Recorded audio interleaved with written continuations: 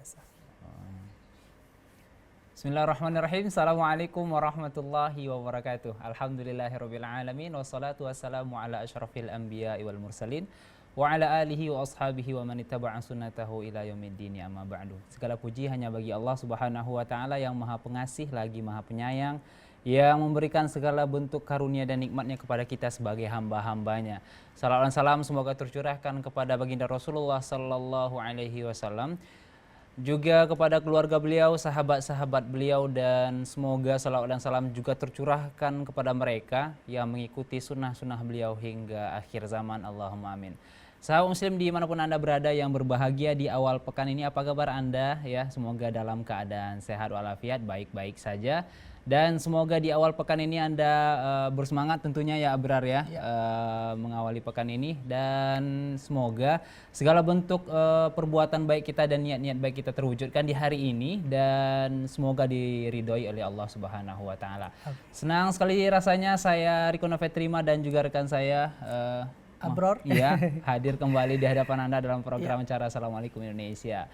Dan tentunya Abrar ya, seperti biasa kita akan memberikan kabar-kabar unik ya, update pada hari Senin ini.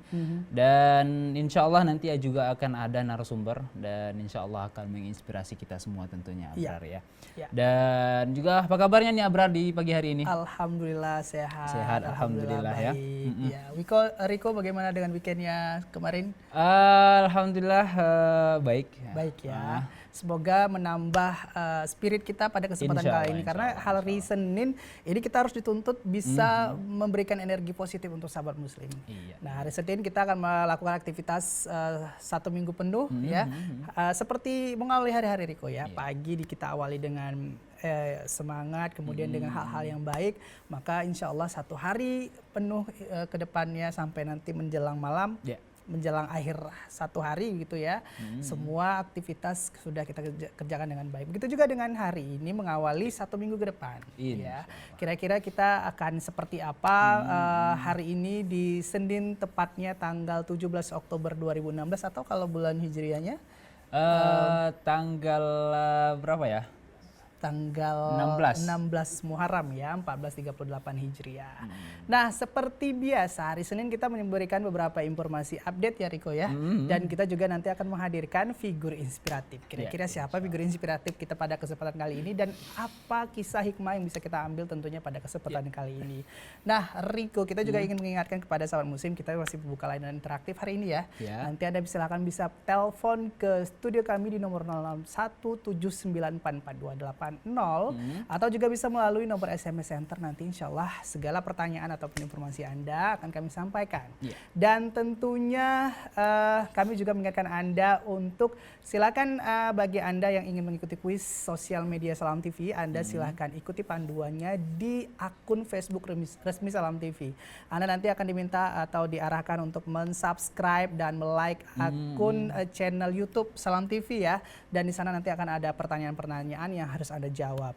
Pemenangnya ya pada kesempatan periode ke-10 ini ada hadiah handphone Android untuk 2 pemenang utama dan hadiah hiburannya berupa kaos Salam TV. Ini kaosnya edisi limited edition ya, karena tidak diperjualbelikan. Baik, langsung saja tidak memperpanjang-panjang waktu, kita masuk ke segmen pertama sahabat muslim, segmen kabar untuk Anda.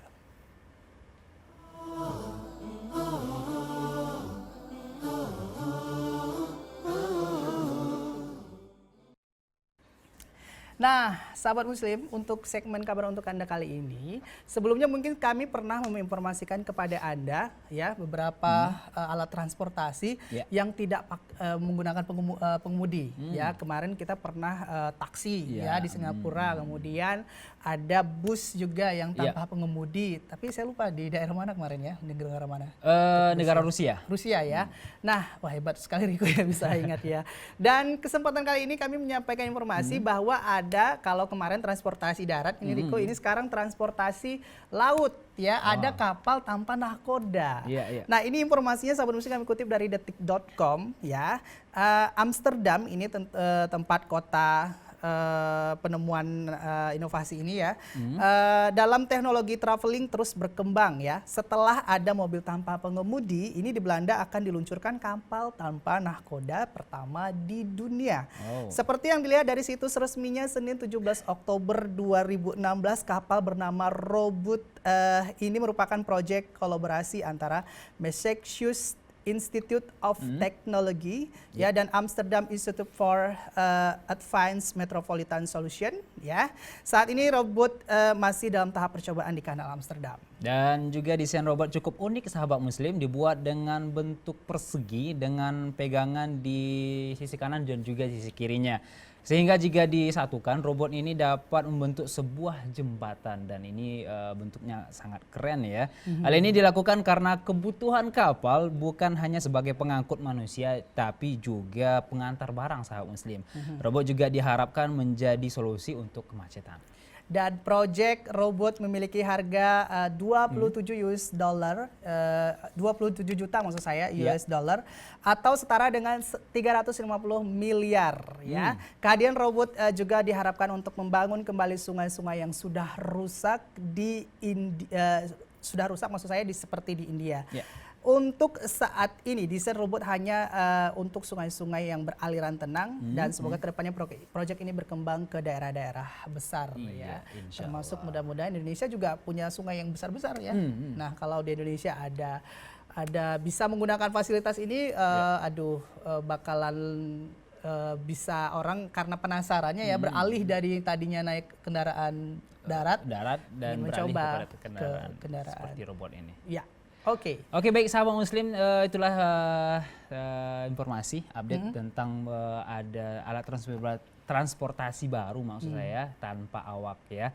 Dan informasi selanjutnya Indonesia ya bisa saja menghadapi jebakan pangan. Dan informasi ini kami kutip dari Antara News sahabat muslim. Bogor, Jawa Barat, Guru Besar IPB Profesor Dr. Made Astawan mengingatkan Indonesia agar dapat menghadapi ancaman jebakan pangan. Nah, jika tidak dilakukan diantisipasi karena sejak 2005 mayoritas penduduk memiliki tingkat konsumsi sangat tinggi sahabat muslim terhadap terhadap beras maksud saya dan sagu dibandingkan dengan negara lain ya. Beliau juga menjelaskan bahwa tingkat konsumsi beras Indonesia rata-rata 120 kg per kapitanya per tahun. Dan juga jumlah itu sangat tinggi dibandingkan Jepang dan juga Malaysia, hanya 60 per kapita per tahunnya. Wah, ternyata kita termasuk pengkonsumsi beras terbesar, terbanyak gitu ya. Kemudian ia juga mencontohkan ya, Jepang yang mengkonsumsi per kapitanya hanya 60 kg dan masa tanam padi hanya selama setahun ini, tetapi masih bisa berekspor beras ya. Sementara di Indonesia tingkat konsumsi tinggi, tapi masih tetap perlu impor ya. Memperingati Hari Pangan Sedunia, ya beliau juga memperingatkan telah terjadi ketimpangan pada pola konsumsi pangan Indonesia yang bertumpu pada satu sumber karbohidrat utama yaitu beras. Wah, juga padahal sejatinya nih sahabat muslim, Indonesia memiliki keragaman tinggi bahan pangan sumber karbohidratnya, lebih dari 30 jenis pangan sahabat muslim. Ini cukup banyak ya, dengan komposisi gizi yang tidak kalah dengan beras dan juga sagu. Dia mengusulkan ada 3 strategi sahabat muslim yang dapat dilakukan pemerintah dalam menghadapi jebakan pangan ini sendiri dan mengembalikan kecintaan masyarakat terhadap pangan dalam negeri sendiri. Nah, kira-kira apa saja yang ketiga itu ya? Ini yang pertama ya, sahabat muslim perlu evaluasi terhadap kebijakan pemerintah. Ini berupa pemberian raskin kepada rakyat yang membutuhkan ya, tanpa mempertimbangkan budaya dan pola pangan kedaerahan yang telah ada. Dan berikutnya, Riko, saya lanjutkan yang kedua ya. Yang kedua yaitu perlu menghidupkan kembali optimalisasi budidaya pangan setempat. Dan ketiga, ini perlu diverifikasi produk berbasis pangan setempat. Iya. Dan landasan hukum juga tentang diversifikasi konsumsi pangan sudah setempat juga sangat jelas ya, yakni di dalam Undang-Undang Nomor 8 Tahun 2012 tentang pangan, itu nomor 68/2002 tentang ketahanan pangan ya. Juga ini peraturan pemerintah nomor 28 garis miring 2004 tentang keamanan juga mutu dan gizi pangan itu sendiri. Ya, dan juga dari Perpres nomor 22 garis miring 2009 tentang kebijakan percepatan penganekaragaman konsumsi pangan ya berbasis sumber daya setempat dan pemerataan permentaan maksud saya nomor 43 garis miring 2009 ini tentang gerakan percepatan penganekaragaman konsumsi pangan berbasis sumber daya setempat. Dan dia juga menjelaskan bahwa penumpungan dibanding bahan segar memiliki keunggulan ya seperti lebih awet, kemudian mudah disimpan, mudah dalam transportasinya juga, penjualan serta lebih mudah dan praktis dalam aplikasinya pada pembuatan berbagai produk ya. Di antaranya ada mie, kemudian ada beras analog, aneka kue maksud saya dan juga ada lain-lainnya. Iya, tapi kalau proses ini artinya ketika akan ada kebijakan, ini butuh proses ya. Apalagi kita yang biasanya mengkonsumsi beras kalau tiba-tiba harus beralih ke yang serba penepungan tadi ya, itu agak susah karena biasanya kita kalau di Indonesia ini ya sudah makan beras, penepungan yang segala jenis bahan penepungan ini malah jadi cemilan ya. Jadi malah makan bahan penutup segala macam. Nah ini kalau tiba-tiba kita harus makan dengan bahan dasar yang serba tepung ya, kalau dialihkan seperti itu ya Riko ya, ini akan butuh proses apakah memang bisa tahan ya, karena ada juga orang ya Riko makan banyak nih ya sehari tapi belum bentuk nasi ya, belum bentuk dalam bentuk nasi. Nah sampai harus ada statement kalau tidak makan nasi rasanya nggak cukup abdol ya, gitu ya. Ya mungkin ini menjadi perhatian pemerintah juga seharusnya ya, bagaimana kita sebagai negara yang agraris, maksudnya adalah subur ya, dan juga ada banyak persawahan, dan ini sangat suatu yang memilukan, bagaimana kita negara yang penuh dengan tanaman subur harus impor beras lagi dari luar negeri. Tapi mudah-mudahan ini semua teratasi ya, dan kita mendoakan agar semua berjalan dengan sesuai harapan kita semua. Insya Allah. Apapun itu keputusannya ya. Baik ya, dua informasi sudah kami sampaikan untuk Anda sahabat muslim segmen pertama kali ini, yaitu segmen kabar untuk Anda, dan kira-kira nanti kita akan hadirkan figur inspiratif siapa di segmen kedua Riko ya. Tentunya kami masih berharap Anda tetap menyaksikan program ini sampai selesai pada kesempatan kali ini. Dan kita harus jeda dulu sahabat muslim dari Riko. Setelah jeda kami akan kembali tetap di program kesayangan kita. Assalamualaikum Indonesia.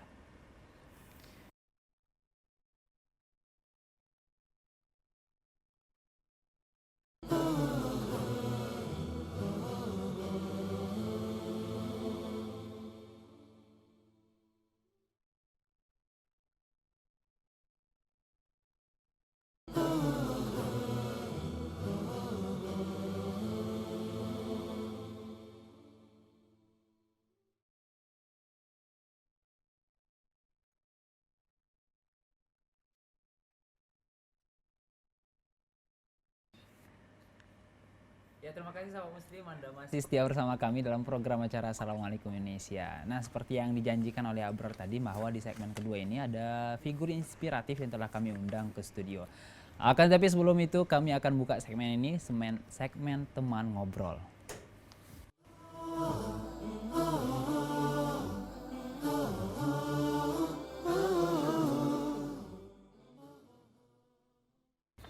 Ya baik, Abrar ya, kira-kira siapa figur kali ini yang akan kita undang ke studio kali ini? Ya, kita sudah beberapa waktu tidak menghadirkan figur inspiratif ya. Tentunya pada kesempatan kali ini sahabat muslim kami sudah akan menghadirkan untuk Anda tentunya figur inspiratif yang kisahnya bisa kita angkat ya. Kemudian mungkin ada hal-hal yang bisa kita ambil dari kisah beliau. Nah, beliau ini merupakan ketua Yayasan Pendidikan Al-Quran ya di Asahan. Kemudian beliau juga merupakan sekretaris MUI Kabupaten Asahan, dan banyak sekali ini Riko jabatan beliau di masyarakat ya. Nah, pasti dari banyak jabatan tersebut ini adalah latar belakang yang perlu kita ambil kisahnya ya, dari beliau masa kecil seperti apa, kemudian sampai akhirnya pada posisi sekarang bisa mengabdi ke masyarakat kan artinya punya hal yang bisa masyarakat ambil kepercayaan dari beliau ya. Kira-kira siapa teman ngobrol kita pada kesempatan kali ini? Langsung saja kita panggilkan Bapak Haji Edi Sucipno yang jauh-jauh dari Asahan datang ke studio kita pada kesempatan kali ini. Silakan Ya. Bapak.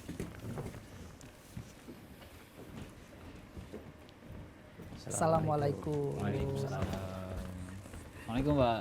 Apa kabarnya nih Pak? Alhamdulillah. Silakan Pak duduk. Ya, oke. Agak lebih dekat aja mungkin kita Pak. Oke. Pak Edi Sucipno. Ya, ini sibuk sekali nih Pak ya. Alhamdulillah. Panggilannya ini apa kita lebih akrabnya Pak biar lebih enak kita ngobrol pada kesempatan kali ini. Ya, panggil aja Ustadz. Ustadz Edi ya. Ya, saya Edi. Oke. Ustadz Edi, Bapak punya prestasi, punya jabatan, kemudian punya karir yang cukup baik. Hari ini kita ingin mendengarkan kisah Bapak ya. Mungkin seperti cerita kilas balik Bapak sendiri ya dari masa kecil seperti apa, kemudian sampai pada posisi sekarang ini akhirnya bisa banyak melakukan, bisa dibilang mengabdi ke masyarakat ya Pak ya. Insya Allah. Nah ini jauh-jauh dari Asahan kemari Pak sudah menyiapkan stamina yang baik untuk hari ini. Alhamdulillah, insya Allah. Alhamdulillah baik Pak Edi, kita mulai mungkin dari pertanyaan masa kecil ya Riko ya. Masa kecil Pak bisa diceritakan mungkin kepada sahabat muslim ya seperti apa Bapak menjalani waktu-waktu kecil Pak.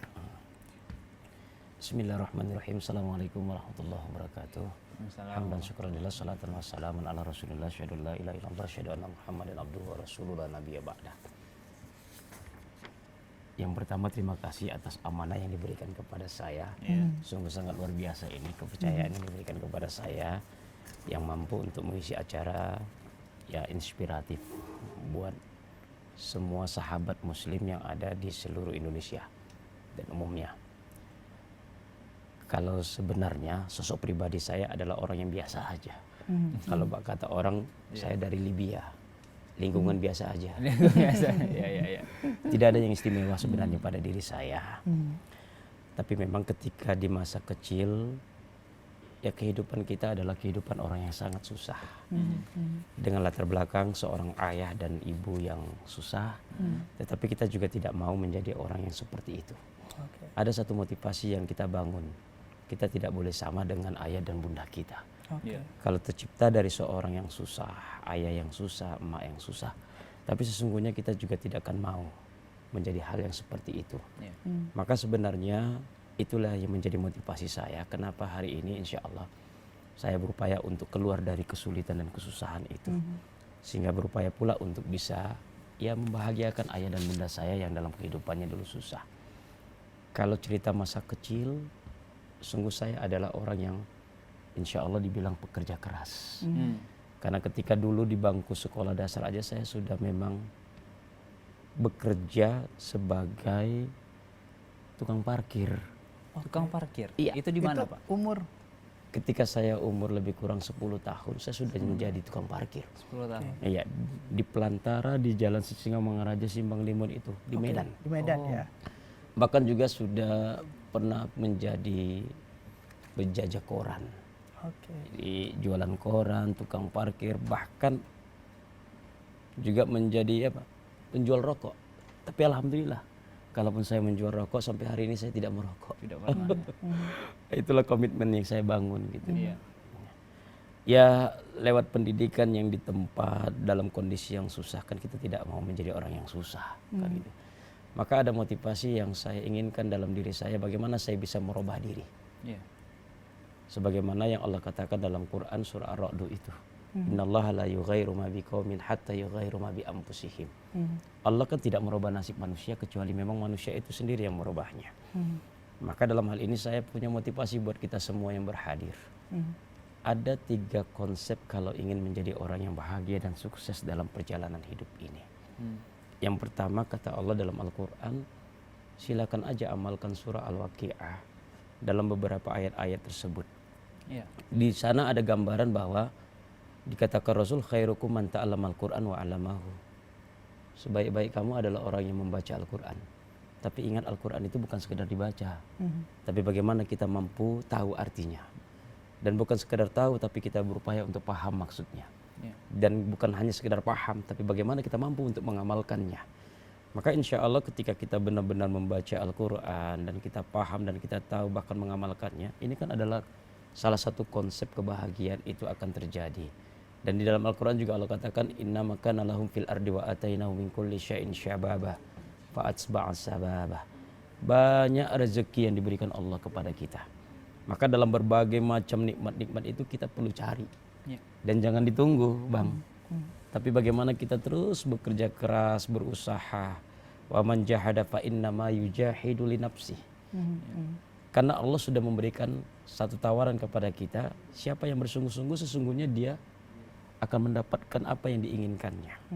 Nah, ketika itu sudah kita peroleh, konsep yang berikutnya ingat Allah katakan, dan ini merupakan titipan dari Allah, alladzina fi amwalihim haqqun ma'lumun lisa'ili wa mahrumin. Di balik harta kita kan ada hak orang. Ya diminta atau tidak diminta ya sedekahkan aja. Makanya alhamdulillah sebenarnya konsep susah sulit dalam hidup ini tidak ada.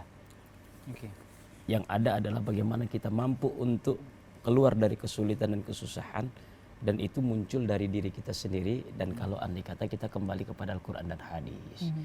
Jadi waktu masa kecil saya, ya saya belajar. Dan insya Allah tidak pernah saya habiskan waktu-waktu saya itu untuk bermain. Jadi kalau ada cerita masa kecil itu MKS, masa kecil suram, ya sama. Saya juga masa kecil suram. Tapi kesuraman itu tidak mau saya lakukan dan tidak mau saya milikin itu. Dan saya terus berupaya untuk itu, Bang. Itu artinya Ustadz umur 10 tahun itu apakah sudah mengenal konsep yang Ustadz jelaskan tadi? Insya Allah udah, Bang. Sudah ya? Karena alhamdulillah ayah bunda saya itu menanamkan pendidikan agama kepada saya sangat kuat. Ustadz dari kecil memang sudah di Medan? Iya. Berarti tinggal di wilayah daerah seputaran Simpang Limun itu, Ustadz? Iya, alhamdulillah itu wilayahnya, Bang, luar biasa, Bang.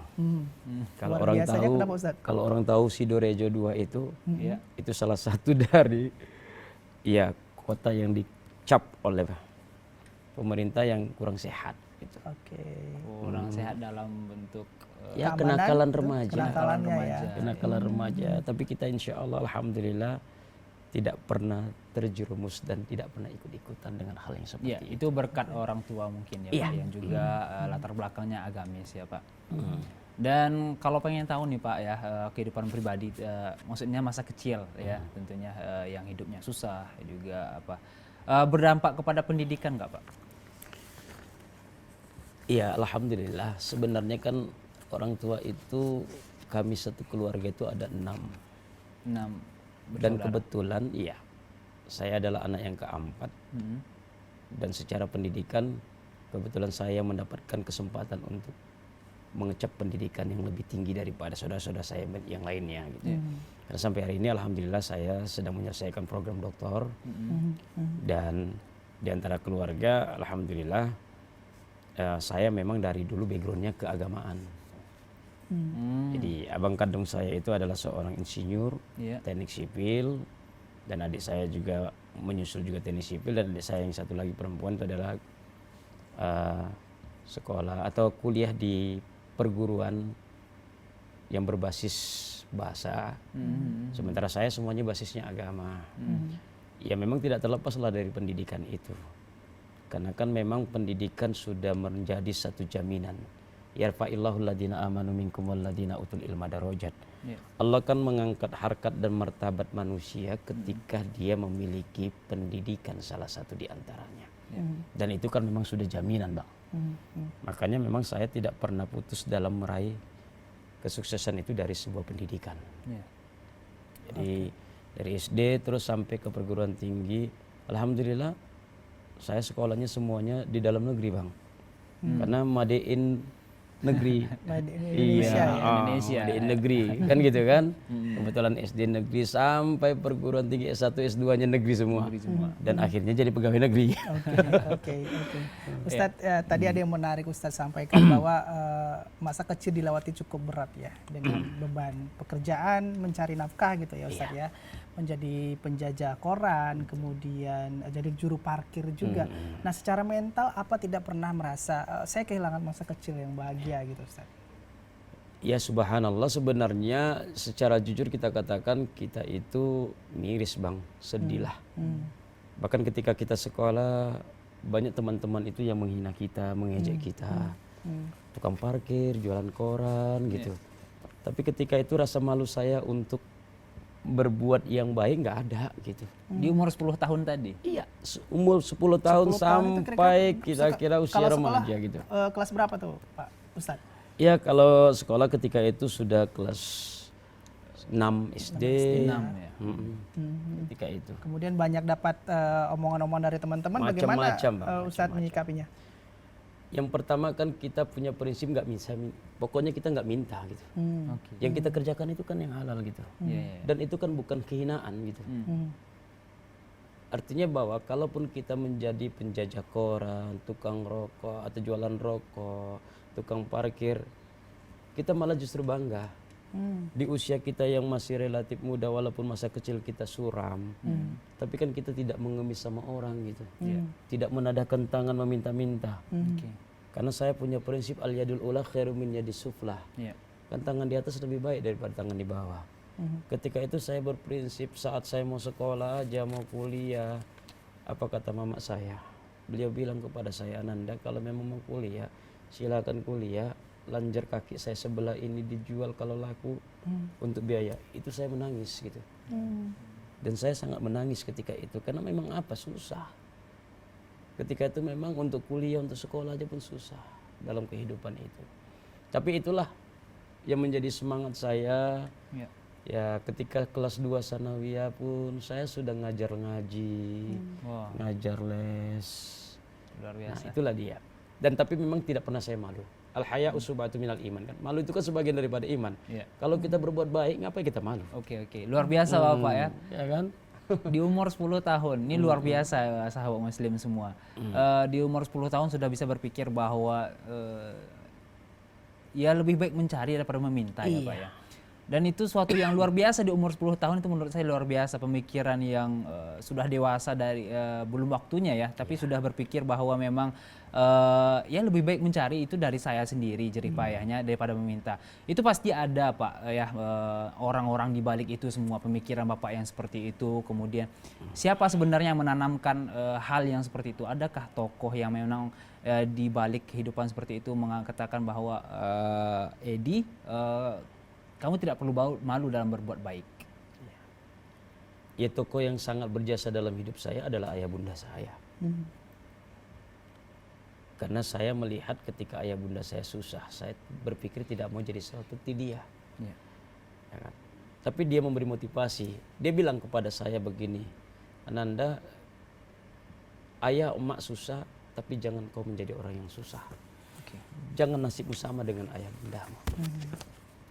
Saya ketika dinasihati seperti itu terpikir oleh saya gitu. Kenapa? Ketika kita melihat teman-teman yang senang bahagia, punya ayah bunda, Iya. dan kebetulan mereka segalanya ada gitu kan. Sementara kita mau minta malu karena kita nggak ada. Memang nggak ada. Nggak ada sama sekali.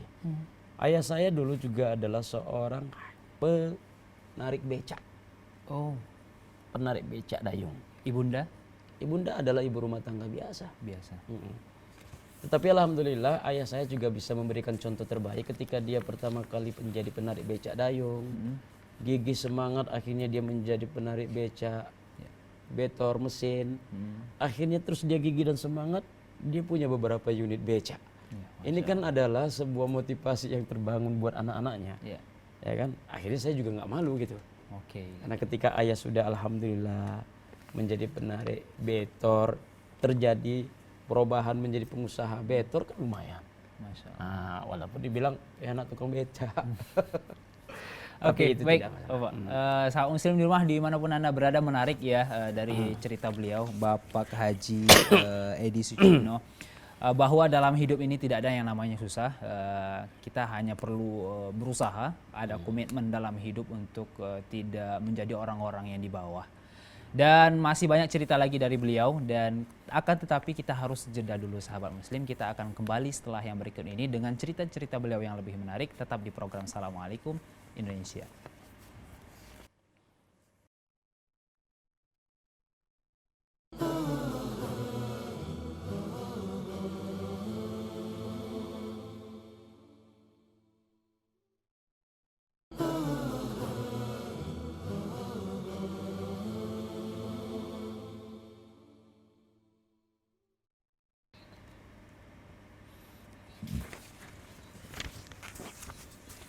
Baik, terima kasih sahabat Muslim, Anda masih tetap setia di program kesayangan kita Assalamualaikum Indonesia.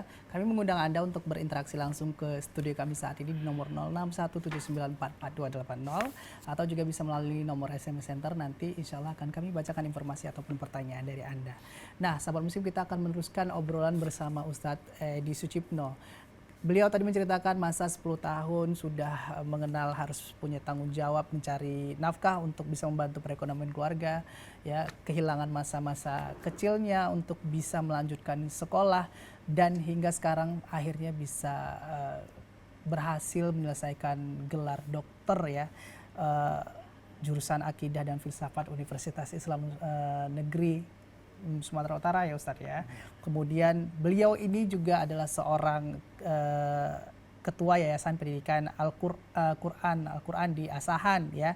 Kemudian untuk jabatan di kemasyarakatan sendiri, beliau pernah menjadi sekretaris MUI Kabupaten Asahan, kemudian sekretaris IPHI Kabupaten Asahan, sekretaris BKPM Kabupaten Asahan, sekretaris DDII Kabupaten Asahan, Ketua Majelis Dikdasmen Kisaran, Wakil Ketua Kuarca Pramuka Asahan, Wakil Ketua Satgas Napza Kabupaten Asahan, Wakil Sekretaris ISMI Kabupaten Asahan, dan Dewan Pakar Kahmi Asahan. Ini luar biasa sekali, salam Muslim. Bagaimana seorang yang kecilnya mungkin dikecilkan oleh teman-temannya di lingkungannya, tapi akhirnya ketika ketika sudah tumbuh dewasa akhirnya punya pencapaian yang luar biasa, Riko, ya. Ustadz sendiri bagaimana akhirnya menjalani ini semua dan mencapai posisi ini sekarang, tentunya penuh perjuangan, ya Ustadz, ya. Ketika Ustadz menjalani masa kecil yang begitu rumit, pernah tertanam tidak suatu motivasi, saya nanti akan menjadi orang yang besar nanti suatu saatnya, gitu, Ustadz? Sebenarnya ada sebuah hadis yang memberikan gambaran motivasi kepada saya. Kun aliman au muta'aliman au mustami'an au muhibban. Fala takun khamis. Jadilah kamu orang yang mengajar. Jadi sebenarnya semua cita-cita saya itu dari awal tertempah menjadi seorang guru. Sampai sekarang saya tetap akan berupaya menjadi guru. Karena jadilah guru. Kalau nggak bisa jadi guru, ya belajar. Nggak bisa belajar, ya mendengar. Nggak bisa mendengar, mencintai, gitu. Tapi jangan jadi orang yang kelima. Apa itu? Tak jadi guru, tak mengajar, tak belajar, tak mendengar, tak mencintai ilmu. Celaka. Jadi sebenarnya profesi yang saya dapatkan dalam hidup ini, cita-cita saya sederhana aja. Memang jadi guru, gitu. Jadi setiap ditanya orang apa profesinya, guru. Karena saya teringat dengan apa yang disampaikan oleh mantan Menteri Pendidikan dulu. Ada dua profesi yang sangat berarti dalam hidup. Pertama profesi guru, yang kedua profesi selain guru. Jadi profesi guru ini yang akan melahirkan profesi-profesi selain guru. Ya, betul. Presiden tanpa guru nggak jadi presiden. Gubernur juga begitu dan seterusnya. Jadi memang profesi guru lah yang menjadi keinginan saya dari sejak kecil. Apalagi profesi guru ini kan akan mendatangkan keberkahan. Dalam hadis dikatakan Rasul bahwa ketika mati anak Adam, idza mata benu Adam, in qata'a amalu illa min salas. Semua amalan ibadahnya terputus kecuali 3. Shadaqatul jariyah, ilmu yuntafa'u bi, waladun sholihun yad'ulah. Jadi ilmu. Makanya motivasi menjadi guru itu sejak awal sudah ada ketika saya mengenal pendidikan. Itulah dia. Sejak SD. Sejak SD. Ya, kemudian Ustadz, kalau kita lagi kembali ke flashback ya masa remaja, mengenyam pendidikan berjalan terus ya walaupun dalam kondisi keadaan ekonomi sulit, sampai akhirnya masuk ke bangku perkuliahan. Apakah sampai pendidikan tingkat SMA, SMP begitu Ustadz, masih dalam kondisi yang sama Ustadz, harus menjadi tukang parkir, menjadi penjajah koran? Nasib kita memang berubah-ubah ketika itu, Bang. Waktu masa SD sampai ketika sekolah di tingkat atas kita masih tetap nasibnya berubah-ubah. Hanya untung-untung sedikit aja lah. Ya kan, tukang parkir tetap. Iya. Tapi sudah berubah menjadi guru privat. Oh, waktu tingkat SMA ya? Tingkat SMA kita sudah jadi guru privat, kita sudah jadi guru mengaji, agak sedikit berubah lah profesi. Tukang koran udah nggak ada lagi, profesi tukang rokok udah nggak ada lagi. Tapi profesi parkir tetap. Oh, parkir tetap. Oke. Karena itu tidak mengganggu proses pembelajaran kita gitu. Cuma sudah sedikit naiklah derajatnya. Iya, iya. Ya. Jadi artinya itu biaya yang didapat adalah sebagai penopang untuk biaya sekolah ya Ustadz ya? Alhamdulillah ya. Oke, artinya sudah bisa cari uang sendiri untuk Iya. biaya Sejak uang kecil, sekolah. Oh, ya. luar biasa sekali Karena ya. ketika saya di SMA pun alhamdulillah saya dapat beasiswa dari program KM APBS. Oke. KM APBS itu program Super Semar ketika di masa pemerintahan Soeharto. Iya. Oke. Jadi saya dapat beasiswa dan di situ juga saya pernah membuat orang tua saya menangis. Sepanjang perjalanan hidup saya sering membuat orang tua saya menangis. Tapi menangis dalam bentuk kebahagiaan. Bangga begitu ya Ustadz ya. Karena kebetulan biasa kalau orang tua dipanggil ke sekolah, kalau Anaknya ada tidak apa-apa urusan ini ya, BP, Iya. ya kan? Tapi alhamdulillah orang tua saya pernah saya panggil ke sekolah, memberikan apresiasi yang luar biasa. Kebetulan saya diundang untuk mendapat beasiswa 11 Maret atau Super Semar oleh Presiden Soeharto ketika itu. Oke. Oke, melihat perjalanan hidup Ustadz ya, remaja tingkat SMA itu udah ada sedikit perubahan jadi guru privat ya dan juga guru mengaji ya, Iya. Ustadz ya. Akan tapi anehnya mungkin menurut saya nih Pak ya, juga masih melakukan aktivitas menjadi juru parkir juga nih. Itu tidak apa ya, menurut saya itu berlawanan jadi juru parkir dengan guru mengaji. Apa itu tidak mengganggu kepada apa ya, kewibawaan seorang guru ngaji seperti itu? Saya kan tadi sudah sampaikan dalam prinsip tidak ada kata malu berbuat kebaikan. Iya. Ya memang paradok lah. Marwah menjadi sebuah ukuran. Tapi kalau di mata orang itu, kalau di mata saya sama. Sama saja. Semua kan di mata Allah kita sama, Bang. Inna akramakum indallahi atqakum. Iya. Yang di mata Allah paling mulia itu kan orang yang paling bertakwa, Bang. Ya, kalau kita jadi tukang parkir, insya Allah bukanlah hina. Kalau menurut orang-orang lain, penilaian orang lain Ya mungkin hina. mungkin. Ya mungkin hina kan gitu kan. Tapi itu tidak dihiraukan ya Pak? Iya. Makanya saya katakan kalau boleh urat malu saya putus ketika itu. Iya. Rasa malu saya putus. Ngapain saya malu gitu? Kenapa? Ya karena memang itu adalah way of life, perjuangan dalam hidup. Iya. Karena memang seperti itu tuntutannya kita dalam hidup ini. Kita harus susah. Tetapi kita tidak mau menjadi orang susah, kembali lagi konsep itu. Dan saya sebenarnya mau tidak mau harus dipaksa menjadi hal yang seperti itu. Mau tidak mau harus dipaksa. Itu adalah tuntutan. Tuntutan daripada kebutuhan kita.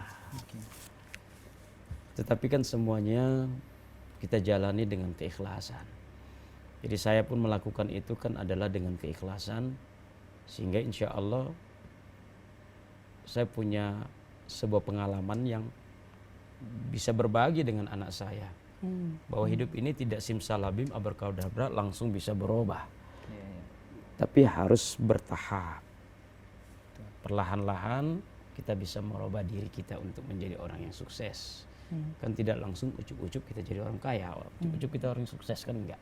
Dan komitmen itu yang ditanamkan kepada anak-anak Iya. sekarang ini. Oke. Ya, Ustadz, kalau boleh saya tahu ya, mungkin sahabat muslim juga ingin tahu. Peranan abang, kakak, mungkin adik juga dalam keluarga seperti apa? Apakah ini hanya Ustadz saja di rumah sendiri yang punya motivasi ingin sukses gitu? Saya, orang-orang yang berjasa dalam hidup saya itu termasuk abang kandung saya, kakak saya. Beliau juga termasuk adalah orang yang menjadi ya donatur saya ketika saya sekolah dulu. Jadi ketika saya sekolah, ya kan, mereka juga ya membiayai kehidupan sekolah saya dulu. Termasuk abang kandung saya dan kakak kandung saya. ya mereka gadaikan kegiatan mereka pagi siang itu untuk saya gitu. Tapi saya juga tetap berterima kasih kepada mereka. Walaupun kakak kandung saya hanya tamat SMA. Tapi abang saya alhamdulillah karena kehidupan kami juga ditempah menjadi kehidupan orang yang bekerja keras, kami saling ta'awun, tolong menolong. Jadi ketika saya alhamdulillah bisa dikatakan mapan lah, saya punya tanggung jawab, ada 2 adik saya. Ketika itu saya juga ikut memberikan bantuan kepada mereka untuk menyelesaikan sekolahnya. Jadi ada 2 adik saya itu juga saya alhamdulillah bisa memberikan bantuan untuk bisa mereka selesai kuliahnya. Jadi kami saling tolong menolong. Saya dibantu oleh abang dan kakak saya. Saya sudah jadi orang membantu adik-adik saya. Begitulah kehidupan kami. Nah itu yang sekarang mungkin sahabat muslim dan Riko ya sudah jarang mungkin terlihat dalam sebuah keluarga ya Ustadz. Bagaimana hubungan antara kakak, adik, abang ya begitu harus punya rasa toleransi dan saling tolong menolong. Karena zaman sekarang ini udah serba cuek ya Ustadz ya. Dalam satu keluarga pun kadang-kadang kalau kita lihat siapa lu siapa gue gitu. Kamu mau ngapain terserah, itu kehidupan kamu gitu ya Ustadz ya. Asal bisa dipertanggungjawabkan. Nah kalau zaman dulu itu memang lebih erat gitu. Jadi ada misalnya abang lihat adiknya diganggu orang mungkin ya, masih ada niat abangnya tuh yang ingin membela adiknya ataupun begitu sebaliknya gitu ya Ustadz ya. Nah itu punya pengalaman seperti itu tidak Ustadz dulu waktu ketika menjalani berhubungan dengan abang gitu masa kecil? Kebetulan abang saya itu jago karate. Abang kandung saya itu jago karate dan dia juga termasuk simpai. Simpai itu pelatih karate. Tapi saya tidak pernah menunjukkan bahwa saya punya bodyguard, seorang abang gitu. Walaupun saya pernah berkelahi dan saya pernah berantem dengan teman sebaya saya, bahkan dia sampaikan kepada saya, kalau tak seimbang, cari akal bagaimana bisa seimbang. Gitu. Jangan mengandalkan dia, kan gitu. Pokoknya dalam prinsip kulil haqqa walau kana murran. Sepanjang kita benar, kita berani mempertahankan kebenaran itu. Walaupun itu pahit. Iya, walaupun itu pahit. Tapi dia pada prinsipnya tetap akan membela adiknya kalau memang adiknya benar. Tapi kalau adiknya salah, tak ada cerita dibela. Tetap dia katakan salah gitu. Nah, itulah prinsip abang saya. Walaupun abang saya itu guru karate dulu. Guru karate, simpai. Orang bilang bahasanya simpai. Tapi saya nggak ada ikut jejak dia. Baik Riko dan Ustadz, kalau kita dengar tadi cerita-cerita dari Ustadz tuh masa kecil kemudian masa remaja ya. Ini sepertinya baik-baik aja gitu ya. Tidak ada melakukan hal-hal yang kekonyolan-kekonyolan masa remaja gitu ya Siapa Ustadz ya. bilang Nah bang? itu mungkin sahabat muslim ingin mendengar cerita-cerita yang paling susah dilupakan. Mana mungkin mungkin di masa remaja kita itu menjadi orang yang baik. Ada istilah, kan lebih bagus mantan preman jadi ustadz kan bang? Daripada mantan ustadz jadi preman. Kan ada istilah seperti itu. Saya punya pengalaman subhanallah ketika itu saya menjadi ketua remaja masjid. Dengan kawan-kawan yang sebaya dengan saya, secara kebetulan mereka, mohon maaf, adalah tergabung dalam komunitas-komunitas remaja-remaja yang dikatakanlah punya kenakalan yang lebih daripada saya. Jadi satu ketika saya mau pergi ke masjid saat itu, saya ditantang oleh komunitas kawan-kawan itu. Ditantang, akhirnya, tapi ditantang bukan untuk berantem, tapi ditantang untuk dihadang mereka supaya jangan sampai ke masjid, tapi dengan taruhan. Model taruhannya, saya duduk bareng sama mereka disuruh minum yang namanya minuman keras, gitu. Alkohol. Yang berbau alkohol. Waktu itu saya ingat Scott waktu itu. Jadi mereka bilang, kalau kau tidak mabuk, kami mengikut apa yang kau katakan. Seperti itu. Saya nggak ngerti agama ketika itu. Jadi saya minum aja, karena saya yakin preman itu janjinya pasti gitu. Jadi karena saya juga niatnya untuk mengajak kawan-kawan mau ke masjid, kami bertaruh dengan meminum minuman yang memabukkan itu. Akhirnya ya saya minum pakai bismillah Bang. Karena lugu waktu dulu ya, Iya, Pak? Oke. minum pakai bismillah. Oke. Alhamdulillah nggak mabuk. Jadi mereka ikut ke masjid. Iya, Habis mereka satu ikut botol? masjid. 2 Bang. Wow. 2 botol Scott itu ya kan. Tapi alhamdulillah tidak mabuk gitu. Oke. Baru akhirnya mereka ikut ke masjid. Ketika itu ya saat sholat isya mereka udah tumbang semua. Saya pun juga tumbang semua. Ya nggak mungkin nggak mabuk Bang. Iya, Tapi reaksi mabuk itu setelah terjadi. Oke. Ya itulah pengalaman. Tapi alhamdulillah kawan-kawan kita akhirnya mereka kembali ke jalan Allah, kembali ke jalan benar. Walaupun saya pernah bertanya sama Buya saya, gimana itu Buya? Tidak bisa bercampur kebaikan dengan yang namanya kebatilan. Ya batil-batil, yang baik-baik. Ya dosa-dosa. Mana bisa minyak bercampur dengan air. Nah itu dia. Luar biasa sekali ya. Itu satu petikan yang bisa saya ambil juga pada kesempatan kali ini ya. Bahwa kebaikan, keburukan tidak bisa bercampur ya. Luar biasa sekali Ustaz.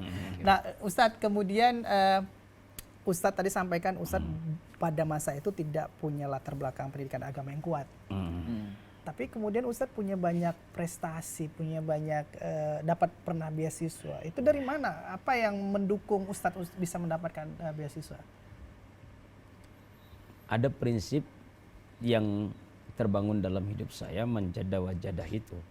Siapa yang bersungguh-sungguh kan pasti dapat. Gitu. Alhamdulillah, saya suka juga mengaji Bang. Okay. Saya suka mengaji, pernah juga nyantri, ya kan, walaupun tidak sempat tamat, ya kan, dan sukalah membaca Al-Quran dan menelaah beberapa ayat-ayat Allah, ya kan gitu. Ya disitulah yang sebenarnya bisa menjadikan saya orang yang sedikit banyak memahami Al-Quran itu Bang. Iya. Karena di dalam Al-Quran itu kan ada 1/4 ayat-ayat Al-Quran itu bicara tentang tijarah, bisnis dagang. Jadi itu juga yang menjadikan motivasi saya itu menjadi orang yang berdagang gitu. Berdagang itu dalam arti kata punya keinginan untuk menjadi orang yang berprestasi. Hal adullukum ala tijarah. Karena Allah katakan kan seperti itu. Maukah kutunjukkan sebuah perniagaan yang menguntungkan? Ya perniagaan yang menguntungkan ternyata adalah ketika komitmen kita bertauhid kepada Allah, dengan melaksanakan segala apa yang diperintahkannya, komitmen takwa ada pada diri kita sebagai modal, wa tazawwadu fa inna khairaz zadi taqwa. Bekal hidup ini adalah bekal iman dan takwa. Insya Allah, ya kan, lewat bekal inilah saya bisa mendapatkan beberapa prestasi-prestasi dalam hidup saya, termasuk ketika duduk di bangku sekolah pendidikan agama, saya dapat ranking, bahkan prestasi beasiswa dari presiden. Ketika kuliah S1 pun juga dapat beasiswa. Masya Allah. Alhamdulillah saat kuliah S2 pun kemarin malah justru bisa menjadi wisudawan terbaik. Masya Allah. Luar biasa dari sekali. sekian banyak para alumni-alumninya. Ya konsep itu yang menjadi kita mengangkat harkat dan martabat ayah bunda kita. Masya Allah. Itulah kebahagiaan yang saya dapatkan. Luar biasa sekali ya Riko ya dan sahabat muslim. Ya sahabat muslim, kita akan maksud saya kita akan lanjutkan lagi obrolan dengan Ustadz Edi, bagaimana kemudian akhirnya karir beliau punya bisa dibilang cemerlang ya, dan bagaimana akhirnya beliau menjalani kehidupan setelah akhirnya memutuskan berkeluarga, dan apa yang kira-kira beliau bisa simpulkan agar menjadi motivasi kita pada kesempatan kali ini. Kita tapi harus jeda dulu. Setelah jeda kami akan kembali dan kami tetap mengundang Anda untuk berinteraksi langsung ke studio kami di nomor 0617944280. Setelah jeda kami akan kembali tetap di program kesayangan kita. Assalamualaikum Indonesia.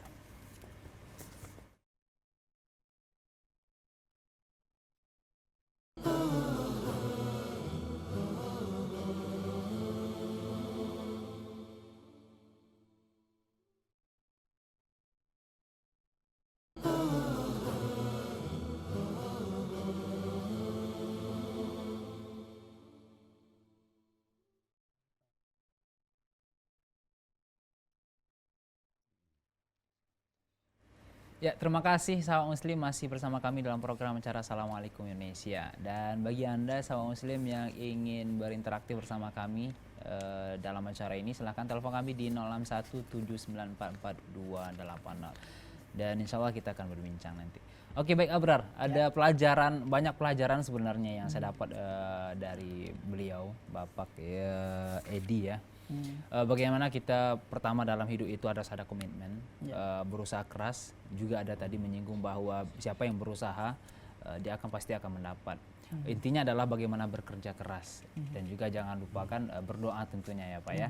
Dan juga disinggung tadi masalah perniagaan, bahwa perniagaan yang paling mulia itu bagaimana Allah telah berikan suatu karunia kepada kita, bagaimana kita membelinya dengan usaha kita, kemudian dengan ibadah-ibadah kita. Dan tentunya. satu lagi ya Riko dan sahabat muslim, bahwa setiap di balik kisah-kisah orang sukses pasti ada satu kisah perjuangan yang nggak mudah ya Riko ya. Dan seperti yang tadi sudah kita dengar, salah satu contohnya dari Bapak Ustadz Edi ya, yang luar biasa sekali kisahnya kalau kita bisa dengar tadi dari masih kecil umur 10 tahun sudah harus kerja keras. Kemudian sampai akhirnya penuh perjuangan bisa menyelesaikan gelar dokternya, luar biasa sekali, dan dapat beasiswa juga ya. Ya, dan Riko? Oke, baik, sepertinya kita telah tersambung dengan figur yang juga berkaitan dengan beliau ya. Dan kita langsung saja menyapa, kira-kira ada siapa beliau. Assalamualaikum. Waalaikumsalam warahmatullahi wabarakatuh. Masya Allah. Ini dengan siapa? Mau bicara dengan siapa ya? Oke. Ya, ini dengan Bapak Ade ya. Adi Sucipto. Pak Ade Sukamto ya. Okay. Oh iya, saya Benar, Pak. betul saya sendiri. Oke. Pak, saat ini kita dari Salam TV. Ini kita sedang dengan Bapak atau Ustadz, kita panggil Ustadz Edi ya, Edi Sucipto. Beliau hari ini menjadi figur inspiratif di program kita, sudah menyampaikan kisah beliau dari masa kecil hingga remaja sampai akhirnya dengan banyak prestasi bisa menjadi seorang punya kedudukan ketua tadi ya Ustadz, ketua Yayasan Al-Quran Asahan, kemudian juga pernah menjabat sebagai sekretaris MUI Asahan, dan prestasinya juga secara pendidikan banyak mendapatkan beasiswa dari pemerintahan juga begitu ya. Nah, kemudian tadi ada kisah yang menarik bahwa salah satu dari figur atau tokoh yang memotivasi perjalanan hidup beliau adalah abangnya sendiri, yaitu Bapak Ade Sukamto ya. Ini bagaimana kemudian Bapak dulu menilai adik Bapak ini, Pak? Nah, jadi begini, perjalanan hidup kita itu cukup panjang, ya. Suka duka kita lakukan bersama dengan adik-adik semuanya. Kunci kita pada waktu itu adalah pendidikan. Semua harus memiliki pendidikan. Jadi saya juga masing-masing kepada adik-adik menekankan pendidikan adalah kunci utama kesuksesan bagi kita. Jadi termasuk saya, karena saya adalah abangnya yang paling tua, saya kebetulan pendidikan saya S1, jurusan teknik sipil. Dan ini diikuti oleh adik-adik saya semua. Jadi saudara Edi Sucipto ini atau Ustadz Edi Sucipto ini salah seorang cita-citanya adalah sebagai seorang pendidik dan guru, sebagai guru, karena dari sejak SMA beliau sudah pernah juga melakukan atau sebagai guru-guru privat bagi adik-adik atau anak-anak yang sedang melakukan pendidikan. Jadi kalau kami dulu masa depan daripada kami itu adalah cukup kerja keras. Jadi sebagai tukang parkir juga pernah. Oh, jadi Bapak juga ikut ya? Iya. Oke. Jadi ini termasuk generasi tukang parkir kalau kami. Iya, generasi tukang parkir. Iya.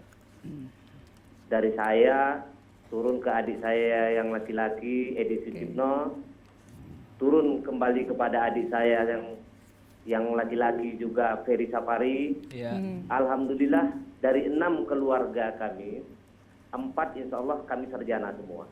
Masya Allah. Alhamdulillah. Kalau Bapak Jadi, sendiri iya. sekarang profesinya sebagai apa, Pak?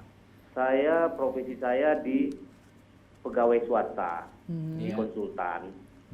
Tidak ada hubungannya dengan parkir juga ya, Pak ya? Dulu, pada Dulu ya? waktu muda, pada waktu lajang saya dulu termasuk orang yang tukang parkir juga. Oke. Makanya saya bilang maksud tadi, saya, ini maksud generasi saya, tukang parkir sebenarnya ini. maksud saya profesi yang sekarang gitu, Pak. Profesi sekarang itu sebagai pengawas. Oke, Kalau tidak di ada konsultan, hubungannya ya? Enggak ada, kebetulan enggak ada hubungannya. Oke. Iya. Baik, Bapak. Iya. Sebagai Abangda ya, bagaimana Bapak melihat seorang Edi Sucipno ini? Kalau adik kita ini termasuk orang yang bekerja keras, Wah, betul ya. terutama di masalah pendidikan. Pendidikan mungkin beliau sekarang ini sudah S3 lah kalau saya bilang. Iya. Iya. Nah, sementara saya sendiri sebagai abangnya yang memberikan motivasi hanya sebatas S1 aja. Masya Allah. Tapi alhamdulillah saya tetap mendukung adik saya tersebut. Iya. Baik. Pak Ade. Iya. Halo. Iya. Pak, tadi diceritakan juga dari Ustadz Edi bahwa pernah dulu waktu masa remaja Bapak digadang-gadang sebagai bodyguardnya karena punya keahlian guru bela diri ya. Iya. Pernah betul, punya betul. pengalaman yang menarik tidak Pak Ade soal bagaimana dulu ketika menjadi bodyguardnya Ustadz Edi? Sebenarnya bukan bodyguard. Ah, Iya. Sebagai orang yang paling tua, abang yang paling tua, kita sebagai kebetulan saya punya keahlian dalam hal bela diri. Iya. Dari kelas 3 SD sampai saya kuliah tahun 82, tamat tahun 88, saya masih aktif di bela diri. Bela diri. Oke. Jadi bukan berarti sebagai bodyguard, tapi melindungi adik-adik semua. Oke. Sebagai pelindung dari adik-adik semua. Aduh, seperti itu Oke, gangguan sepertinya. hubungannya ya. Halo? Ya, halo Pak Ade. Ya, mungkin terputus ya. Mungkin kita lanjutkan ke Pak Edi. Pak, terakhir ketemu kapan dengan Pak Ade, Ustaz?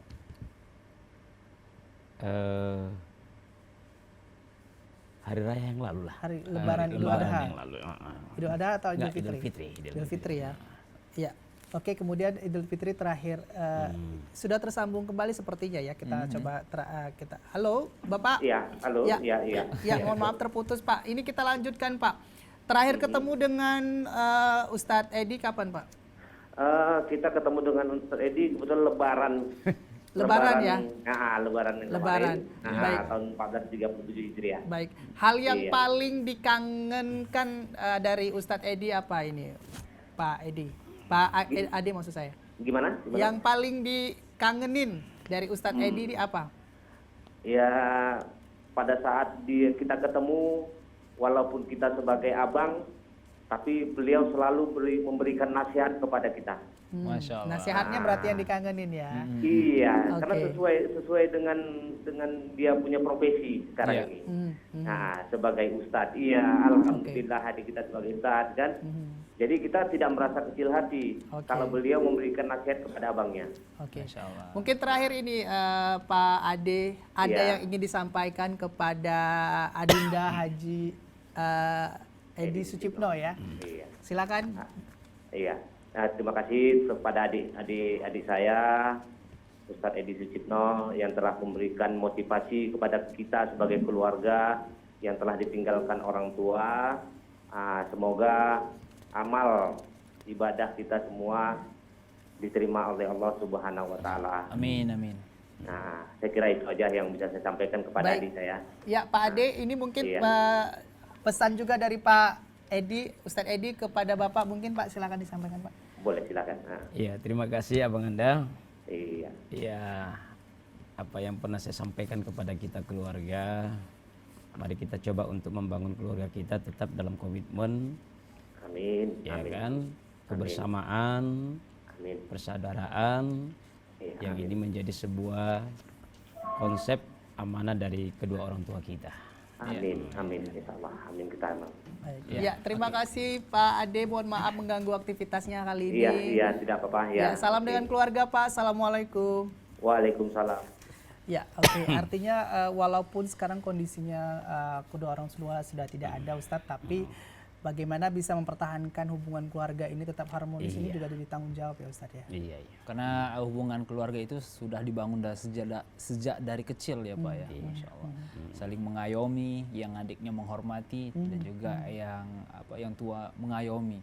Sampai-sampai ya punya punya pandangan abang itu saking punya andil sebagai orang yang mengayomi, sebagai orang supaya ya seperti terkesan sebagai bodyguard seperti yang Abrar Ya, katakan tadi. bodyguard tanda petik sebenarnya. Tanda Ya, ya Ustadz, kemudian kondisinya sekarang kedua orang tua sudah tidak ada. Apakah ini Bapak Ade ini sebagai pemersatu? Jadi ketika Lebaran akan berkumpul, biasa kan ada sih begitu, Ustadz. Iya. Memang insya Allah setiap kami hari raya itu ketemu semua keluarga di rumah beliau. Ya. Nah, karena beliau kan adalah orang yang paling tua dari keluarga. Kebetulan memang kita ada 6 orang. Alhamdulillah tinggal satunya yang belum berumah tangga. Itu adik kami yang paling kecil itu sarjana pendidikan bahasa Inggris. Ya mungkin belum mendapatkan jodoh yang pas untuk dia. Dan begitu. Insya Allah kami tetap ketemu. Tetapi sebenarnya ya kerinduan kepada orang tua saya itu sungguh sangat luar biasa. Saya merasa masih punya utang, Ya, ya. terutama kepada almarhumah ibunda kandung saya. Karena tahun 2009 ketika alhamdulillah saya mendapatkan beasiswa, bahkan 2009 itu kebetulan saya menjadi guru berprestasi tingkat nasional, dapat hadiah melaksanakan ibadah umroh. Saya alihkan itu untuk biaya hajinya almarhumah. Yang secara kebetulan sebenarnya akan diberangkatkan melalui porsi haji tahun 2012. Tapi ketika di tanggal 25 Juli 2012 Allah mengambil beliau. Maka saya masih merasa punya utang sebagai seorang anak, merasa punya utang, padahal saya juga termasuk orang yang sudah berhaji di tahun 2004. Ketika itu Allah memberikan nikmat yang luar biasa kepada saya saat saya berangkat menunaikan ibadah haji, disebabkan saya menabung, Bang. 1 tahun 8 bulan saya tabung. Dari setiap tabligh yang saya sampaikan ada kompensasi dan penalikasi yang diberikan, dan itu tidak saya makan, tapi tetap saya tabung, dan itu menjadi modal untuk saya berangkat menunaikan ibadah haji ketika itu, dan bahkan bersama-sama dengan istri saya. Tetapi karena almarhumah ibunda saya itu belum berhaji, saya minta izin sama beliau. Beliau sambil menangis ketika itu mengatakan, ya itu karena rezekimu nak, maka kaulah duluan berangkat. Tapi saya punya komitmen ketika itu, kapan saya punya kesempatan waktu untuk bisa memberangkatkan almarhumah ini. Akhirnya 2009 dijawab Allah. Saya dapat hadiah umroh, tapi hadiah umroh itu saya alihkan ke hadiah haji buat almarhumah ibunda saya. Tapi di tanggal 25 Juni itu Allah panggil dia. Maka saya merasa masih punya utang hari ini. Tapi insya Allah di 2013 yang lalu saya sudah kembali mendaftarkan diri untuk berhaji. Dan niatnya semua itu akan saya badalkan kepada almarhumah ibunda saya. Ya, insya Allah. Itulah dia, Bang. Baik, Ustadz, ini mungkin jadi apa juga ya, satu inspirasi juga untuk kita semua. Menurut Ustadz sebagai seorang anak dengan kondisi sekarang, mungkin Ustadz bisa sampai dikatakan sukses begitu Ustadz ya. Apa sebenarnya yang harusnya kita berikan untuk orang tua, Ustadz? Ya sebaiknya yang harus kita berikan kepada orang tua kita saat ini adalah apa yang dikatakan Allah dalam Al-Quran surah Al-Isra ayat yang ke-23 itu. Wa qala rabbuka alla ta'budu illa iyyahu wa bil walidaini ihsana, dan seterusnya. Bahwa kita harus tetap berbuat baik kepada kedua orang tua kita. Kalau mereka masih hidup, fala taqul lahum uff. Jangan sekali-kali kita mengatakan ah. Ya. Mengatakan ah aja tidak boleh, apalagi membantahnya, melawannya, bahkan sampai meneteskan air mata. Kekesalan itu tidak dibenarkan. Nah, kalau orang tua kita saat ini sudah dipanggil oleh Allah Subhanahu wa taala, ya yang harus dilakukan oleh seorang anak adalah waladun sholihun yad'ulah. Bagaimana anak itu berbakti kepada kedua orang tuanya dengan cara berdoa. Setiap sholat, doakan kedua orang tua kita. Karena insya Allah doa anak yang soleh itu diijabahkan Allah. Doa anak yang soleh tidak ada hijab. Doa anak yang soleh insya Allah. Dan itulah harta yang paling baik yang dititipkan seorang ayah, seorang ibu, seorang tua kepada anaknya, menjadikan anak-anaknya menjadi anak yang soleh dan solehah. Ya baik, luar biasa sahabat muslim di rumah dimanapun Anda berada. Banyak pelajaran yang bisa kita ambil dari cerita beliau, Bapak Haji Edi Sucipno.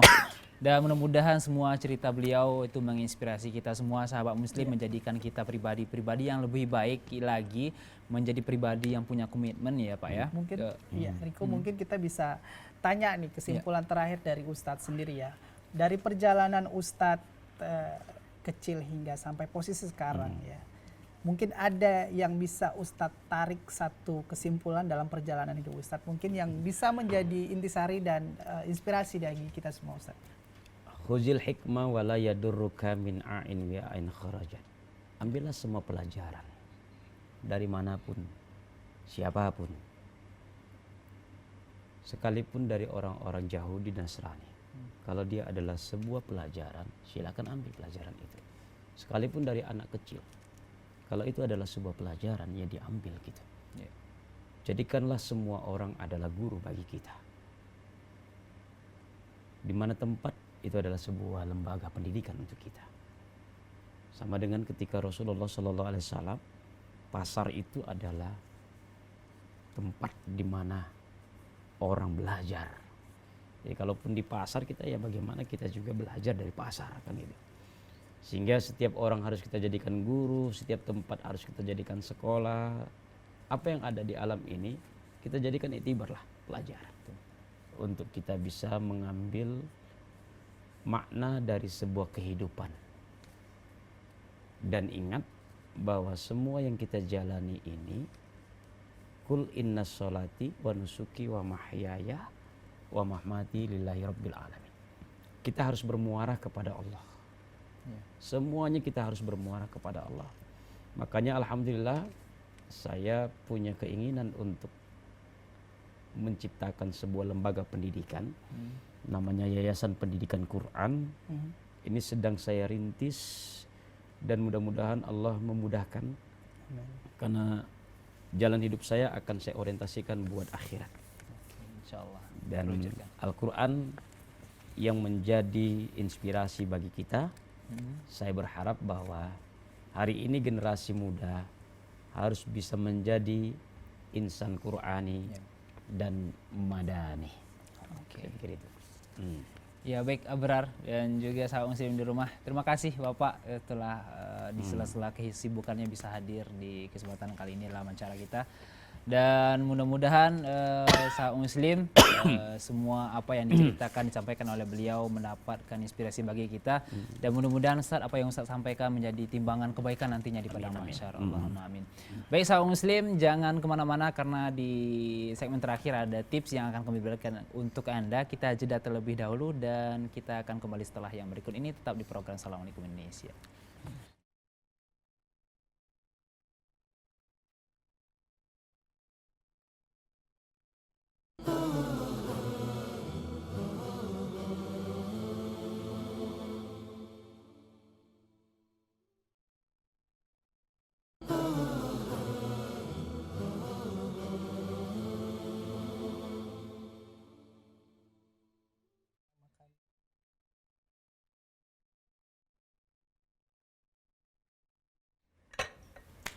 Baik, terima kasih sahabat muslim, Anda masih tetap setia di program kesayangan kita Assalamualaikum Indonesia dan sudah masuk ke segmen terakhir. Kita langsung saja ke segmen info dan tips.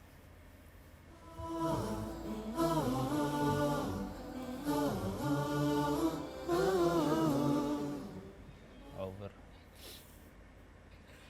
Ya, Senin ini biasa punya pekerjaan yang menumpuk ya bagi Ya. Anda yang punya kegiatan di kantor, ruang bekerja begitu. Senin karena dikejar-kejar deadline ya Riko ya punya kegiatan menumpuk. Nah, bagaimana cara mengatasi supaya tetap semangat? Ini kami kutip informasinya dari liputan6.com. Ya. Ya, pastikan yang pertama ini buat daftar pekerjaan. Ya. Ini harus selalu dilakukan karena setiap pekerjaan menumpuk kadang-kadang bingung ini mana yang dulu diprioritaskan. Ya. Nah, ketika sudah dibuat list mana pekerjaan-pekerjaan yang akan dikerjakan, baru dibuat mana yang prioritas yang harus didulukan.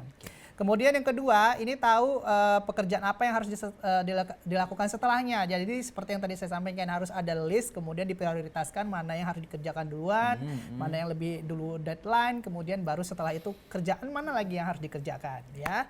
Kemudian yang ketiga, ini rapikan meja kerja. Ini pengaruhnya adalah di mood. Kalau meja kerjaan ini berantakan. Ya, tidak rapi, ini juga ternyata mempengaruhi mood kita dalam bekerja, semangat kita dalam bekerja. Ya. Jadi rapikan meja kerja Anda, maksud saya sesuaikan sesuatu itu pada tempatnya, yang mana tempat file, kertas, kemudian mana tempat pulpen dan lain-lainnya harus disesuaikan ya. Jadi kita tahu ketika butuh cepat harus tahu di mana tempatnya gitu ya. Kemudian yang keempat, minta bantuan rekan kerja. Ini jangan sungkan-sungkan. Jadi jangan ketika pekerjaan sudah menumpuk, ya kita tahan sendiri sementara ada rekan kerja yang sebenarnya bisa membantu kita, ya Riko ya. Jadi tetap harus ada komunikasi dengan antara satu dengan yang lain, dengan teman kerja yang lain gitu ya. Dan yang terakhir pastikan olahraga ringan. Jadi kalau kita ketika bekerja duduk terus ya di depan komputer terus, nah ini harus cari gerakan-gerakan yang kira-kiranya bisa membuat otot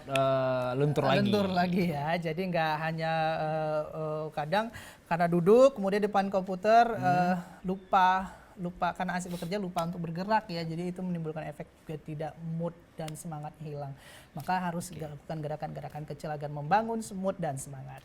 Itu tadi beberapa informasi tips singkat kami ya Riko ya, karena durasi juga yang sudah sangat mepet sekali.